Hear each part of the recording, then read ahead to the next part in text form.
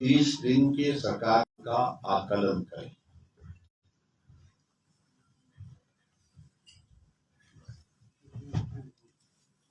और मैं समझता हूं, और मेरी समझ का विषय नहीं है, पूरे प्रदेश के लोगों का, जब भारतीय जनता पार्टी की सरकार बनी थी, हमने एक निर्णय लिया उस दिन कि हम थोड़ा हट करके चले, नए इनिशिएटिव शुरू करें, बदले की भावना के साथ इस देवभूमि हिमाचल प्रदेश में काम की जो संस्कृति पिछले कुछ वर्षों से देखने को मिली है, उसको रोकना चाहिए। और हमने पूरे 5 वर्ष के कार्यकाल में प्रतिशोध की भावना से, बदले की भावना से कोई भी कार्य नहीं किया। जो पहले दिन कहा था, अंतिम दिन तक उस पर अक्षरशः उसका पालन किया।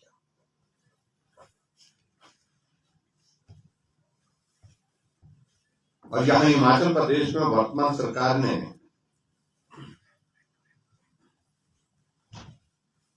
सत्ता में आते ही आनंद फानन में अभी मंत्रिमंडल का गठन हुआ नहीं था। और ये भी हिमाचल प्रदेश के इतिहास में पहली बार देखने को मिला, जहां मुख्यमंत्री के साथ उप मुख्यमंत्री हिमाचल प्रदेश को मिला। और आनंद फानन में एक दौर शुरू हुआ डिनोटिफिकेशन का, जो दौर अभी तक भी नहीं थमा है।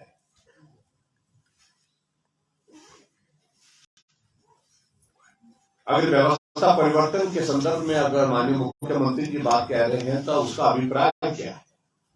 डिनोटिफिकेशन से व्यवस्था परिवर्तित होगी क्या?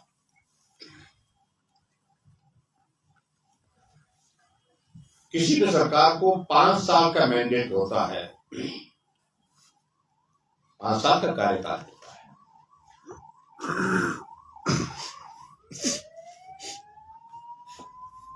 और 5 साल में से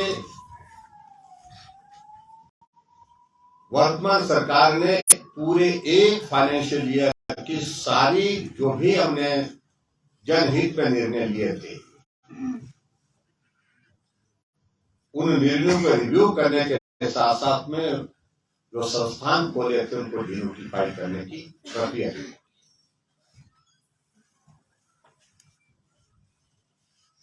जो मैं समझता हूं गैर संवैधानिक है, क्योंकि किसी भी सरकार की 5 साल के कार्यकाल को आप 4 साल नहीं कर सकते।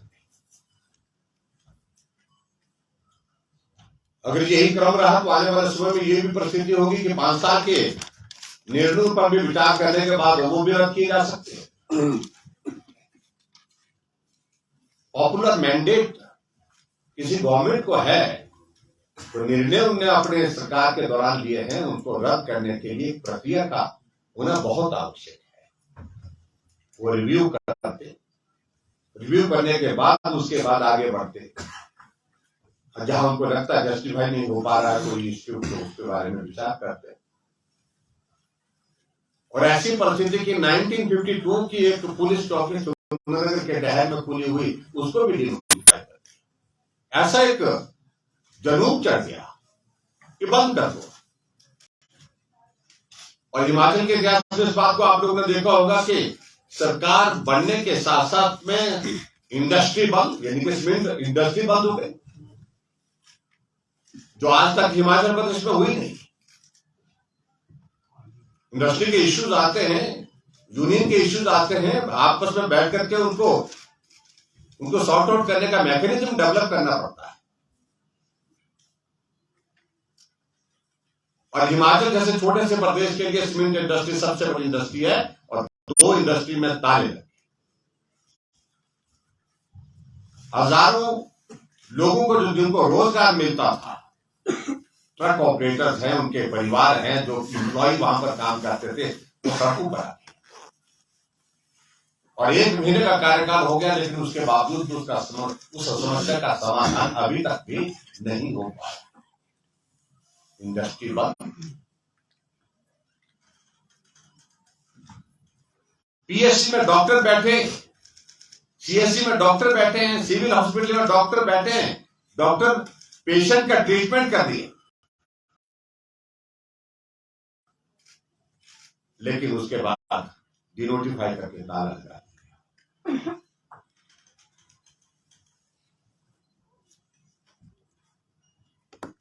और हाथ तो तब है कि एक जगह एसडीएम का दफ्तर खोले यहाँ पर विक्रम जी, यहाँ पर इनके यहाँ पर एसडीएम का सर्टिफिकेट भी दे दिया, लेकिन तो उसके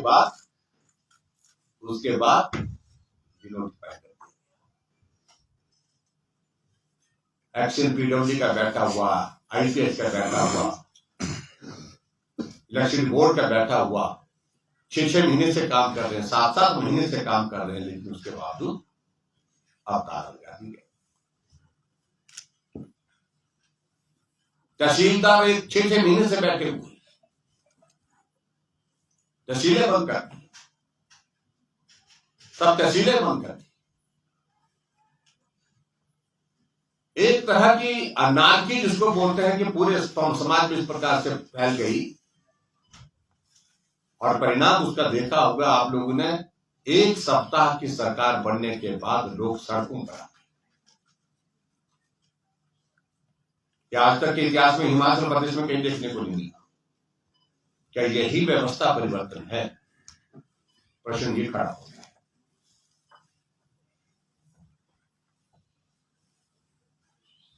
हम कह रहे थे कि मंत्रिमंडल का विस्तार होना चाहिए, कर नहीं पा रहे थे। दिल्ली कई बार गए, कई बार आना हुआ, कई बार जाना हुआ, लेकिन समाधान नहीं हुआ। लेकिन विचित्र परिस्थिति, शाम को मुख्यमंत्री कहते हैं कि अभी क्या चल रहा है, क्या कौन सा रूप चल रहा है, क्या बोला, राहु काल चल रहा है, और राहु काल चल रहा है, लेकिन सुबह राहु काल में ही चप ग्रहण का इन्विटेशन आ गया।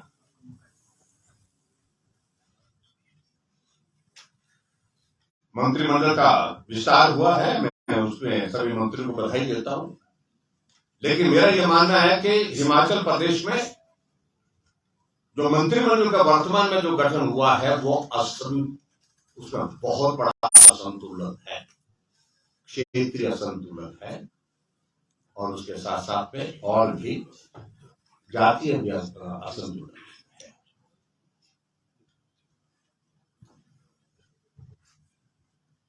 मंडी लोकसभा से हम मानते हैं कि उनको सीटें कम मिली, लेकिन कांगड़ा ने तो सरकार बनाने में निर्णायक भूमिका निभाई है, और कांगड़ा 15 विधानसभा क्षेत्र में एक मात्र, और पार्लियामेंट्री कॉन्स्टिट्यूंसी में एक एडिशन करे तो एक स्पीकर।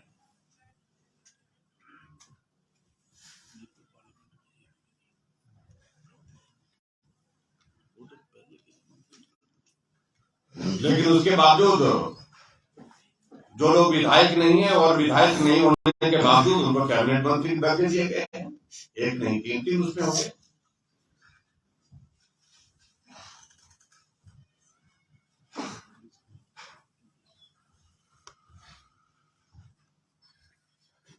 लेकिन साथ साथ में मंत्रिमंडल के विस्तार से साथ साथ में एक चीज बड़ी ध्यान में आई कि हिमाचल प्रदेश में एक साथ एक मुश्त 6 चीफ पार्लियामेंट्री सेक्रेटरी बना गए, मुख्य संसदीय सचिव बना दिए,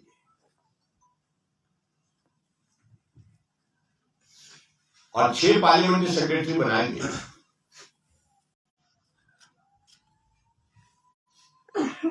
उसकी जरूरत क्या पड़ी आखिर? इतना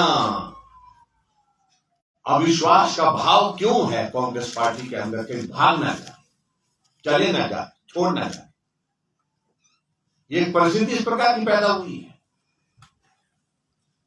और उसका परिणाम यह है सुविधाएं लगभग होंगी, क्या उस पर कोई खर्चा नहीं होगा, गाड़ियां चलेंगी, दफ्तर होगा, सारा प्रोटोकॉल जो है वो मंत्री के बराबर के लगभग होता है।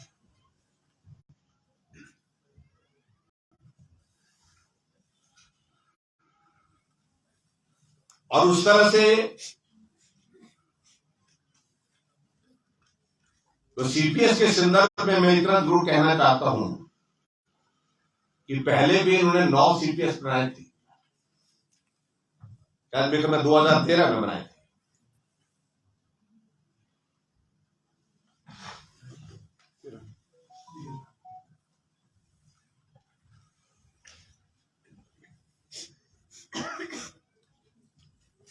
बहुत डिटेल्स में अगर मैं ज्यादा नहीं उसमें जाना चाह रहा हूं, असम गवर्नमेंट ने एक्ट बनाया था सीपीएस और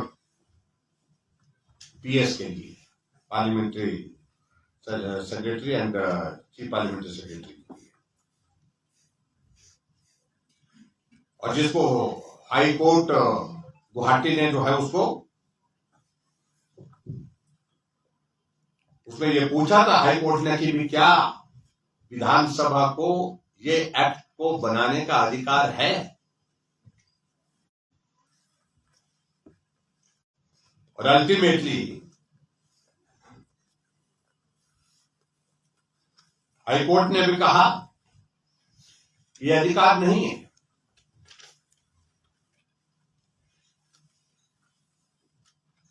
और उसके बाद मामला सुप्रीम कोर्ट तक गया, और सुप्रीम कोर्ट में जो article 164(1)(a) constitution amendment of constitution amendment के इसमें जो उन्होंने जो बात कही है, उन्होंने कहा है, सुप्रीम कोर्ट ने कहा कि ये बेसिक जो स्पिरिट है जो 164(1)(a) के इस स्पिरिट के अगेंस्ट है, जहां मंत्रिमंडल की संख्या सीमित की गई है, निर्धारित की गई, उस स्पिरिट के अगेंस्ट आता है, और ये स्ट्राइक डाउन हुआ है। सुप्रीम कोर्ट ने हाई कोर्ट के उस निर्णय को जो है वो यथावत रखते हुए स्ट्राइक डाउन किया।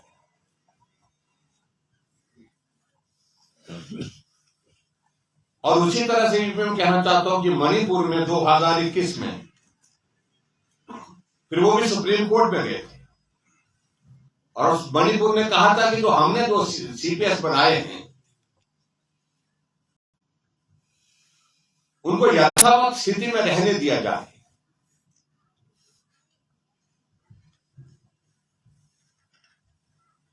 लेकिन उसके बावजूद भी सुप्रीम कोर्ट ने वो भी स्वीकार नहीं किया।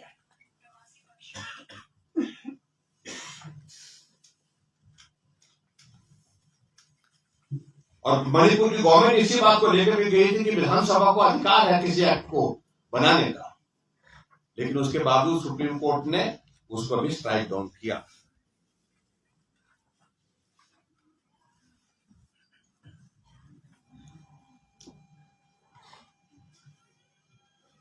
और सुप्रीम कोर्ट ने बड़ा स्पष्ट किया कि ये लेजिस्लेटिव कॉम्पिटेंसी में नहीं आता है, इसलिए इस एक्ट को आप नहीं बना सकते हैं, बड़ा स्पष्ट किया इस बात को।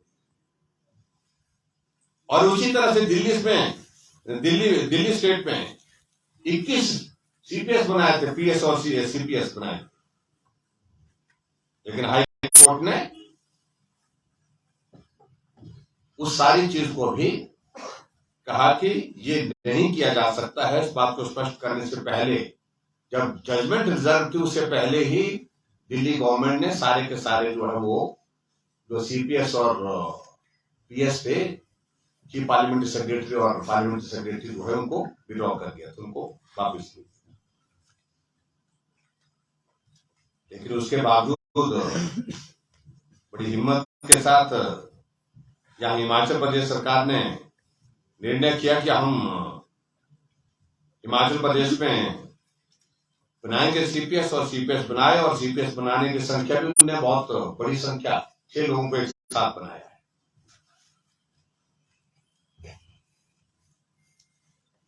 जब हमारी सरकार बनी तो हमारी सरकार के सामने भी इस तरह का विषय आया था कि इस तरह से किया जाए, लेकिन हमने एथिकली इस बात को स्वीकार किया। जब कोर्ट ने स्ट्राइक डाउन कर दिया, सुप्रीम कोर्ट तक, हाई कोर्ट ने अलग अलग जजमेंट इसके अगेंस्ट दे दी है, तो हमको इस सारे मामले को लेकर के आगे नहीं बढ़ना, और हमने नहीं किया। 5 वर्ष तक नहीं।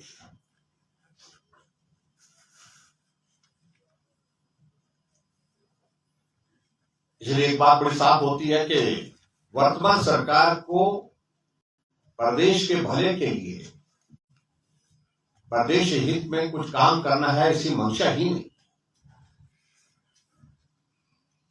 सरकार कैसे रहे और कैसे टिकी रहे, कैसे चलती रहे, इस पर ज्यादा फोकस है। और जहां उस तरह से कह रहे हैं, बार बार कह रहे हैं कि हम संसाधन कम से कम खर्च करेंगे, ये दुर्भाग्यपूर्ण परिस्थिति है हिमाचल जैसे छोटे प्रदेश के। जहां मुख्यमंत्री के बराबर का एक उप मुख्यमंत्री है, जो अपने आप को मुख्यमंत्री से कम नहीं मानते और अपने आप उनसे ज्यादा मानते।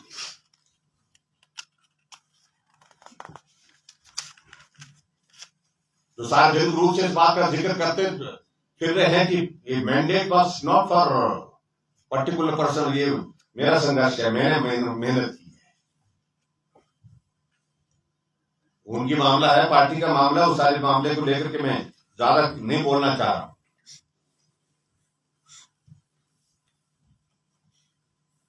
लेकिन मैं इतना जरूर कहना चाह रहा हूं,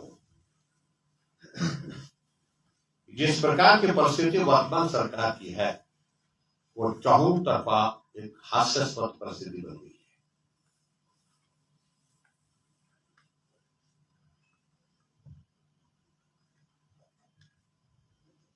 हिमाचल प्रदेश में आजकल के दिनों में एक डिप्टी चीफ मिनिस्टर का एक पत्र जो है वो वायरल हुआ पड़ा है, जिसमें उन्होंने रिकमेंडेशन की है।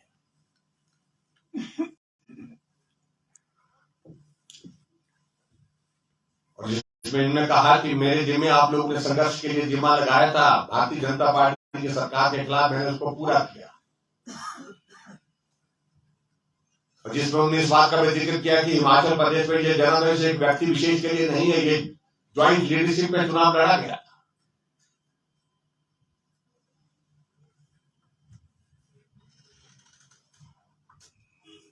जिसमें उन्होंने इस बात का भी जिक्र किया गया है कि वर्तमान के मुख्यमंत्री का जो काम करने का तरीका जो है वो बहुत वो चिंता का विषय है। अपने मुख्यमंत्री पर उन्होंने प्रश्न खड़ा किया।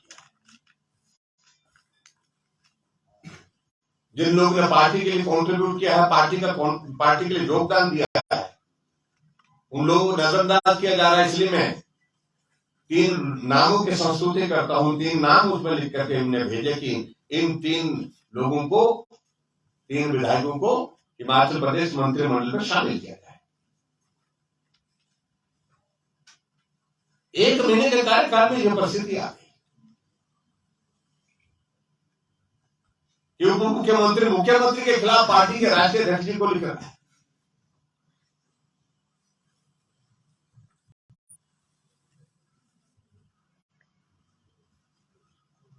ये सारे प्रश्न हम नहीं आऊंगा, ये प्रश्न अंदर के उनके अपने ही लोग खड़े कर रहे हैं।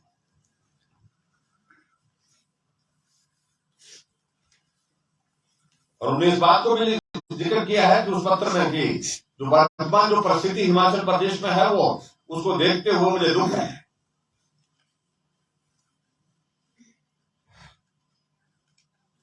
ये सारी चीजों को लेकर के भारतीय जनता पार्टी एक जिम्मेदार विपक्ष के नाते अपनी भूमिका निभाती रही है। एक तरफ से मंत्रिमंडल के विस्तार के साथ 6 CPS और 3 कैबिनेट स्तर के और अपने दफ्तर में अपने लोग लगाए हैं।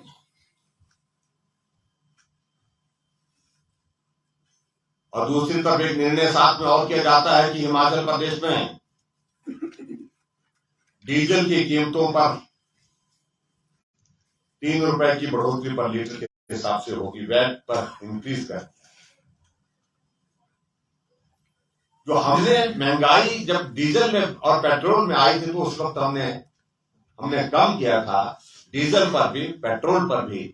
और ये परिस्थिति थी, शायद मेरे को लगता है कि पूरे देश भर में एक आध स्टेट को छोड़ करके हिमाचल एक ऐसा प्रदेश बन गया था जहां सबसे कम दरों पर डीजल उपलब्ध हो पा रहा था।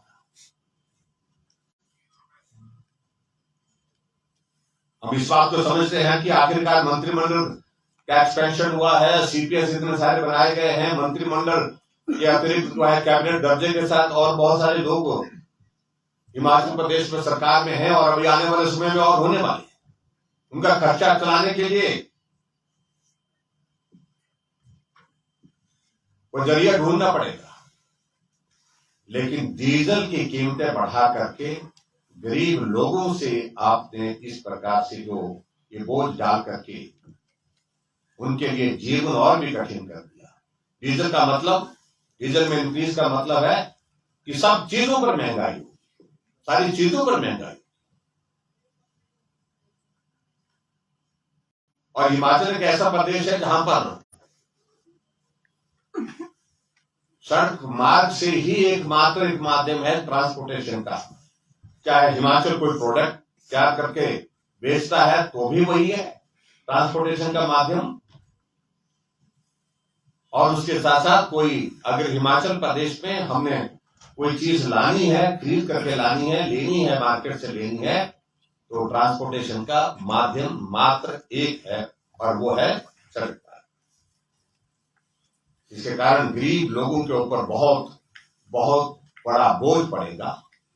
शायद इस बात को मुख्यमंत्री जी और हिमाचल प्रदेश सरकार जो है वो समझ नहीं पा रहे।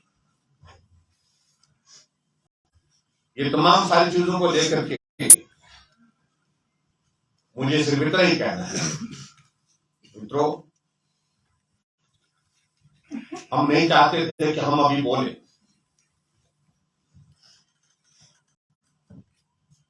और हम ये भी नहीं चाहते थे कि इस प्रकार का एक माहौल खड़ा हो,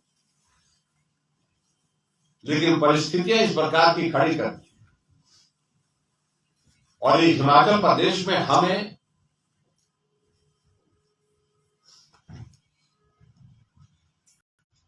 विपक्ष की भूमिका को निभाने के लिए बहुत आवश्यक है कि जन विरोधी निर्णय जो भी सरकार करेगी उसका जिक्र हम लोगों के बीच में करें, उसका विरोध हम लोगों के बीच में। ये सरकार, वर्तमान की सरकार मात्र 0.9% के अंतर से बनी है जनादेश के हिसाब से। नंबर ऑफ सीट्स भले ही ज्यादा हो सकती है, लेकिन उसके बावजूद वोट शेयर के हिसाब से मामूली अंतर और आज तक के इतिहास के सबसे कम अंतर से बनी सरकार है। इसलिए जनादेश जितना उनके पास है, लगभग हमारे पास भी उतना ही है। इस बात को उनको स्वीकार करना होगा। इसलिए इस प्रकार के जन विरोधी निर्णयों को लेकर के भारतीय जनता पार्टी ने तय किया है कि हम अपना पक्ष रखेंगे, लोगों के सामने विरोध करेंगे, विधानसभा के अंदर भी, विधानसभा के बाहर भी। और विधानसभा का 3 दिन का सत्र समाप्त हुआ और हिमाचल प्रदेश में हम 90 में से हिमाचल प्रदेश की विधानसभा के अंदर हैं, लेकिन हमने कभी नहीं ऐसी परिस्थिति देखी कि विधानसभा का पहला दिन और पहले दिन ही विपक्ष को सदन से वॉकआउट करने की नौबत आए। उस दिन तो शक होती है।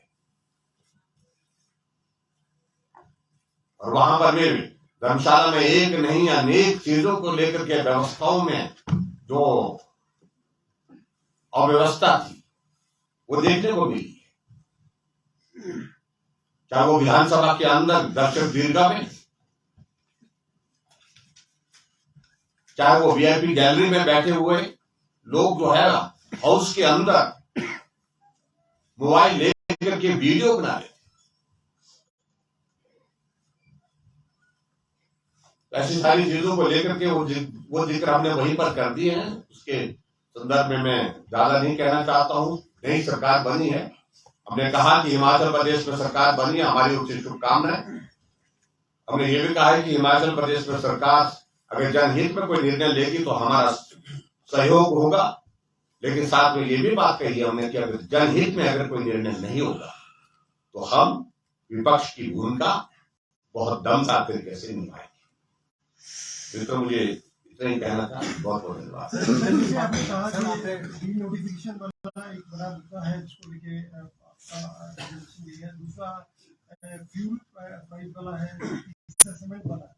क्या अभी ब्रिटेन बहुत बड़ी सिचुएशन में रहेंगे विपक्ष के लोग या कुछ जो कह नहीं सकते? देखिए, वो कह रहे हैं कि हमारा हॉलीमून पूरा नहीं हुआ और इसमें खलल मच डाली है। बात शब्द इस बात को उचित नहीं होता। ऐसे बात शब्दों का हमने विधानसभा के अंदर जिक्र किया उनके नेताओं ने। लेकिन मैं इतना जरूर कहना चाह रहा हूँ कि उनको एक चीज को समझना पड़ेगा कि आखिर कब तक हम एक सीमा तक ही इंतजार करेंगे। हमने कहा कि सुधार करिए, ठीक करिए। अगर कहीं शुरुआती दौर में त्रुटियां हो जाती है, कमी टूट जाती है, लेकिन उसके बावजूद भी आने वाले समय में इसको सुधार करने की गुंजाइश, लेकिन वो ज्यादा खराब करने की, एक चीज को ठीक करने के बजाय 4 चीजें खराब कर रहे हैं। तो इसलिए ये जिम्मेवारी उनकी है, उस जिम्मेवारी को उन्होंने निभाना। हम कानूनी तौर पर इसको एग्जामिन कर रहे हैं, उसमें देख रहे हैं किस प्रकार से सारी चीज को करना है आने वाले समय। सर, कांग्रेस का कहना है कि बीजेपी ने भी अपने समय में ये बनाए थे।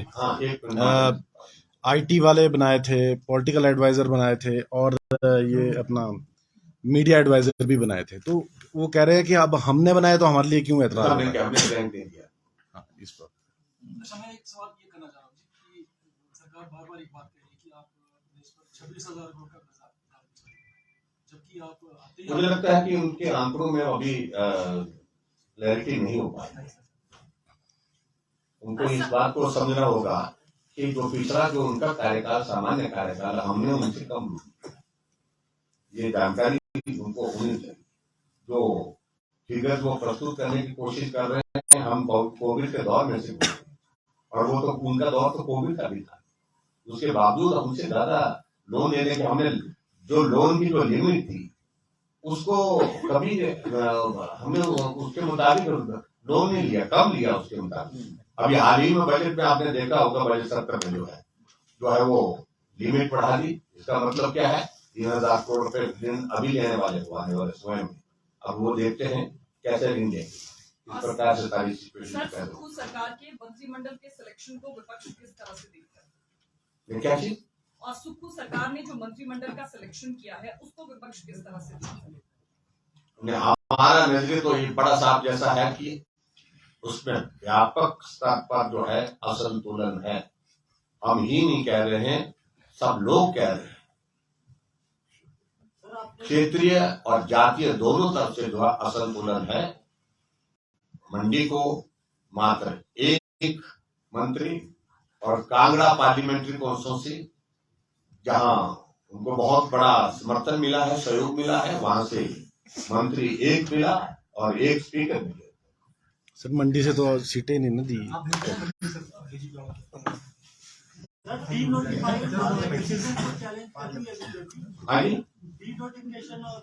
इन सारी चीजों को लेकर के हम लीगली एग्जामिन कर रहे हैं और सारे मामलों को लेकर के रिपोर्ट कर रहे हैं। सर, शीतकालीन सत्र के वॉकआउट का आप जिक्र कर रहे थे। सीपीएस सुंदर सिंह ठाकुर कह रहे थे अभी विधायकों की शपथ हुई नहीं थी, परंतु जिस तरह से विपक्ष नारेबाजी कर रहा था, उनको संविधान के अच्छे जानकारों से जानकारी लेकर सदन में आना चाहिए। उनको ये होना चाहिए। देखिए, ऐसे है ना, वो ऐसे मैं सदस्य के नाते सम्मान करता हूँ, लेकिन मैं बड़ा विनम्रता से कहना चाहता हूँ कि हिमाचल प्रदेश के इतिहास में ये भी पहली बार हुआ कैबिनेट के निर्णय को विधायकों की कमेटी रिव्यू कर और रिपोर्ट कर बिना शब्द लिए।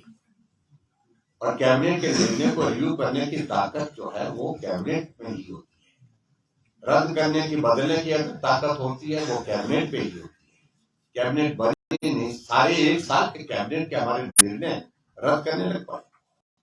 तो ये परिस्थिति आज से पहले कभी देखने को नहीं मिली। आप धक्के से थोड़े वक्त के लिए चला सकता है। मैं आपको बता रहा हूँ कि ये लंबे समय तक ये सारी व्यवस्थाएं इस प्रकार से अस्त व्यस्त होकर के नहीं। सर, मिशन लोटस की बात चल रही है। सर, मिशन लोटस की बात चल रही है। भाजपा इस मूड में है कि नहीं है? नहीं, हम इतना मूड में नहीं है। हम अपनी भूमिका में है, लेकिन अपनी परिस्थितियां ऐसी कर दें कि अगर हमको कुछ करना पड़े तो उस वक्त सोचेंगे। और सर, जो ये सीपीएस की नियुक्ति की गई है, आप इसको ऑफिस ऑफ प्रॉफिट का मामला मानते हैं क्या? देखिए, मैंने कहा, आप उस वक्त आए नहीं थे शायद, मैंने कहा है एक पर्टिकुलर हमने कहा ये संवैधानिक तौर पर अब नहीं है, क्योंकि एक बार नहीं, अनेक जगह हिमाचल हाई कोर्ट ने भी, असम के हाई कोर्ट ने भी, मणिपुर में भी और सुप्रीम कोर्ट में अलग, दिल्ली में भी अलग अलग जगह से जो है इसको गलत तरीके से बताया गया है।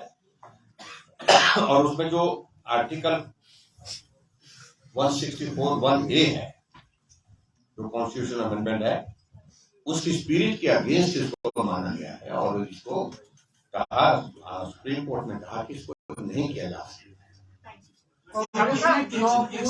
तीन वादे पहली कैबिनेट में पूरा करने की बात की थी। ओपीएस एक यहाँ से अभी सरकार ने एक फैसला लिया है कि जितने भी मामले राजनीतिक तौर पर वापस लिए जाएंगे सर, ताड़ना की सरकार ने, तो इस पर आप क्या कहते हैं? काफी मामले वापस लिए जाएंगे? देखिए, राजनीतिक दृष्टि से कहीं भी मामले इस प्रकार से बहुत बड़ी संख्या में नहीं है। वो मामले यही होते हैं, रास्ता बंद कर दिया, धरना दे दिया, कुछ ला दिए, किसी के ऐसा कर दिया, तोड़ फोड़ कर दी, इस तरह के मामले होते हैं। वो बहुत रूटीन की सेक्शन होती है, उसमें इस तरह का विषय नहीं, कोई बड़ा काम नहीं उसमें, ऐसा नहीं वो करें, उसमें कोई आपत्ति नहीं। ठाकुर साहब, सरकार मुख्यमंत्री उप मुख्यमंत्री आरोप लगा रहे हैं कि बीजेपी अपने हाथ का मंथन तो नहीं कर रही, लेकिन हमें जरूर सवाल कर रही है एक महीने के अंदर। देखिए, हालात ही ऐसा पैदा करती है, हम कोई सवाल पैदा करना ही नहीं चाह रहे थे। अगर सामान्य परिस्थिति में काम करते हैं, उनको अवसर मिला है सामान्य परिस्थिति में काम करने का और उनको करना चाहिए था, लेकिन इस प्रकार कंट्रोवर्शियल डिसीजन लेंगे, जन विरोधी निर्णय लेंगे तो स्वाभाविक रूप से ऐसा सोचेंगे कि विपक्ष उस पर बोलेगा, तो कैसे संभव? कांग्रेस पार्टी ने चुनाव पूर्व 3 वादों गारंटी में से 3 वादों को पहली कैबिनेट में पूरा करने का बात कही थी। एक ओपीएस, 300 यूनिट बिजली और 1500 प्रति महिला। तो अब मुख्यमंत्री कह रहे हैं कि ओपीएस तो दे देंगे पहली कैबिनेट में, लेकिन बाकी के वादे 5 साल के लिए हैं। तो आपको लगता है कि हिमाचल प्रदेश की जनता के साथ छलावा हुआ है? देखिए, बुरी तरह से छलावा हुआ है, झूठ बोला है, गुमराह किया है और हिमाचल की जनता इनको माफ करने वाली नहीं है। और कैबिनेट के सिलसिले में मुझे एक बात जरूर कहनी, एक व्यवस्था रही है जो सामान्य तौर पर जिसका हमेशा सम्मान किया जाता है। जब भी शपथ ग्रहण होती है, मुख्यमंत्री की शपथ ग्रहण होती है और यहाँ मुख्यमंत्री के साथ उप मुख्यमंत्री की शपथ हुई, लेकिन कैबिनेट की नहीं हो पाई। तुरंत बाद, शपथ ग्रहण के बाद कैबिनेट की बैठक होती है ना। वो पहले दौर में हुई कैबिनेट, उस पर भले नहीं बनी थी, लेकिन वो कह रहे हैं कि इसी को हम कैबिनेट मानते हैं, मुख्यमंत्री और उप मुख्यमंत्री, तो उनको कैबिनेट की बैठक करनी चाहिए थी। उसकी कोई अभी तक हमें जानकारी नहीं कि कैबिनेट की बैठक। पिछले कल एक्सपेंशन हुई और एक्सपेंशन के बाद भी ये व्यवस्था रहती है कि तुरंत उसके पश्चात जो है वो भले ही डिपार्टमेंट के जो पोर्टफोलियो जो है वो बाद में विकसित किए जाते हैं। अभी तो शायद मेरे हुए नहीं, अभी होंगे नहीं, अभी तो उन्हें ये चाहिए था कि तुरंत उसके पश्चात मंत्रिमंडल की बैठक होनी चाहिए थी। और आमतौर पर होता यह है कि मंत्रिमंडल की बैठक होती है, मंत्रिमंडल की बैठक में ही पोर्टफोलियो की जानकारी भी मंत्री को दे दी जाती है।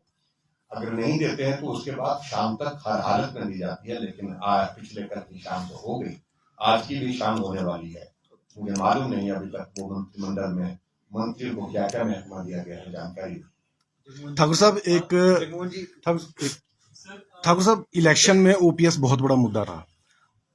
आप बतौर पूर्व, जब आप मुख्यमंत्री थे, और अब आप उसको कैसे एनालाइज कर रहे हैं कि क्या वो आपको अफेक्ट किया उसने कि नहीं किया? चलो, वो सारी बातों को लेकर के हमारा एक असेसमेंट हो रहा है, वो हम करेंगे, क्या क्या इश्यूज रहे। लेकिन हम तो एक बात कह रहे हैं कि इन्होंने कहा था कि पहली कैबिनेट में निर्णय लेंगे, और जब कैबिनेट नहीं बन पाई, कहा कि कैबिनेट बनेगी तब करेंगे। कैबिनेट बन गई पिछले कल और कहा कि पूरी कैबिनेट, फुल कैबिनेट में हम निर्णय लेंगे। फुल कैबिनेट भी पिछले कल गठित हो गई, लेकिन उसके बावजूद भी अभी पहली बैठक कैबिनेट की हुई नहीं। तो पहली कैबिनेट में उन्होंने कहा तो ओपीएस लागू करने की हम घोषणा करेंगे। तो कल घोषणा की होती तब भी हम समझते कि ईमानदारी कुछ न कुछ इनके इसमें है, लेकिन पिछले कल भी नहीं की। और फिर कहा था ना कि 10 दिन के अंदर लागू कर देंगे, ये कहा था 10 दिन के अंदर लागू कर देंगे, लेकिन यहाँ तो महीना 10 दिन 3 बार हो गए, 30 दिन हो गए सरकार। तो उसके बावजूद भी, और कहा था कि हिमाचल प्रदेश में महिलाओं के लिए 1500 रुपए महीने का 18 से 60 साल की महिलाओं के लिए, इसको भी हम पहली कैबिनेट में करेंगे, लेकिन अभी 1 महीना हो गया, लेकिन अभी तक हुआ एक अंतिम प्रश्न। ठीक है।